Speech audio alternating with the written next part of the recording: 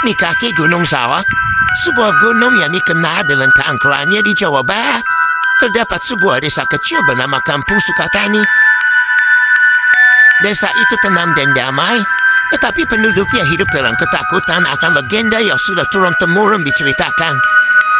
Mereka percaya bahwa gunung itu dihuni oleh roh-roh jahat yang kadang-kadang menuntut korban manusia sebagai balasan atas ketenangan desa. Cerita ini berawal ketika seorang pendaki bernama Rendi dan 3 temannya Budi, Sinta, dan Lawa memutuskan untuk mendaki Gunung Sawah. Mereka adalah pecinta alam yang sudah sering mendaki gunung-gunung di Indonesia. Tapi Gunung Sawah selalu menarik perhatian mereka karena cerita mistis yang menyelimutinya. Meski sudah diperingatkan oleh warga desa untuk tidak mendaki pada malam hari, terutama di bulan purnama, Rendi dan teman-temannya tetap nekat. Mereka tidak percaya pada hal-hal mistis dan menganggap cerita tersebut hanya untuk menakut-nakuti orang luar. Malam itu, ketika mereka mulai mendaki, suasana terasa aneh. Udara tiba-tiba menjadi lebih dingin, dan suara-suara alam yang biasanya menemani perjalanan mereka mendadak hilang. Seperti ada yang mengawasi mereka, tapi mereka mencoba mengabaikannya dan terus mendaki. Saat mereka mencapai sebuah lembah di tengah hutan, kabut tebal mulai menyelimuti area tersebut. Kabut itu begitu pekat hingga mereka hampir tidak bisa melihat satu sama lain. Di tengah kebingungan, Sinta merasakan sesuatu menariknya dari belakang. Dia berbalik, tapi tidak ada siapapun di sana. Hanya ada pohon-pohon tua yang berdiri diam dalam kegelapan. Ketakutan mulai merambat di dalam kelompok mereka. Budi menyarankan untuk beristirahat sejenak dan mencoba menenangkan diri. Mereka duduk di atas bebatuan sambil menyalakan senter, namun cahaya senter seolah-olah diserap oleh kabut, membuat jarak pandang tetap sangat terbatas.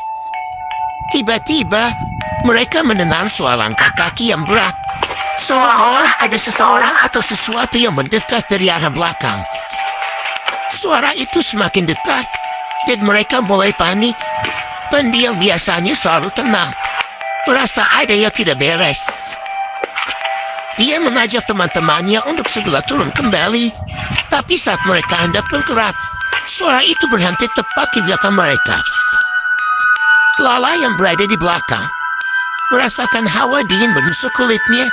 Ketika dia menoleh, dia melihat bayangan tinggi dan besar berdiri di tengah kabut. Hanya beberapa langkah darinya, bayangan itu tidak memiliki wajah, hanya sosok hitam yang tampak seperti pria dengan tubuh yang terlalu panjang dan kurus. Sebelum Lala bisa berteriak, bayangan itu bergerak cepat dan menghilang ke dalam kabut. Lala jatuh pingsan, dan saat teman-temannya berusaha membangunkannya, mereka mendengar suara yang lebih mengerikan. Suara tangisan dan jeritan dari arah hutan. Suara itu terdengar seperti jeritan manusia, tapi ada sesuatu yang salah. Seolah-olah suara itu berasal dari kedalaman hutan yang tak terlihat.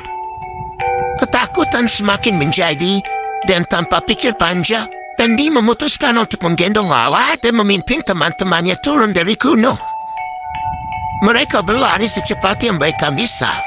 Tapi jalan setapak yang tadi mereka lalui kini terasa lebih panjang dan berliku.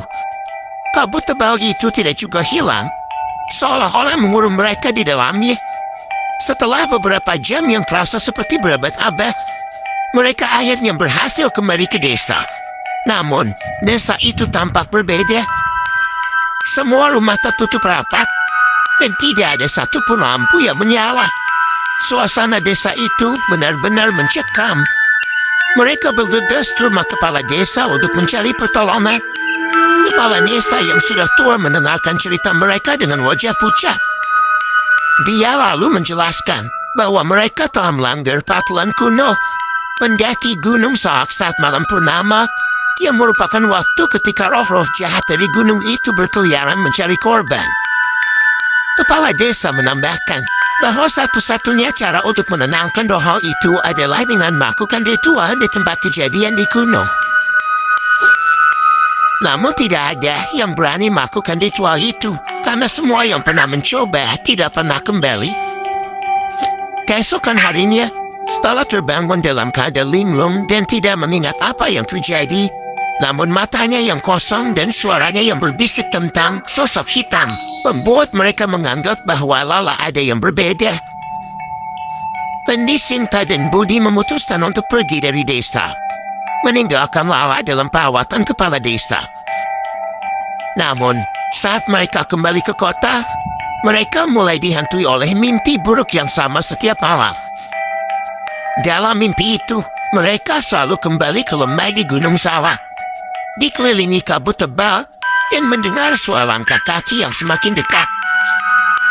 Desa Sukatani kini hidup dalam ketakutan yang lebih besar, dan penduduknya percaya bahwa kutukan Gunung Salak akan terus berlanjut sampai ada yang berani menghadapi roh itu dan mengembalikan kedamaian yang sudah lama hilang.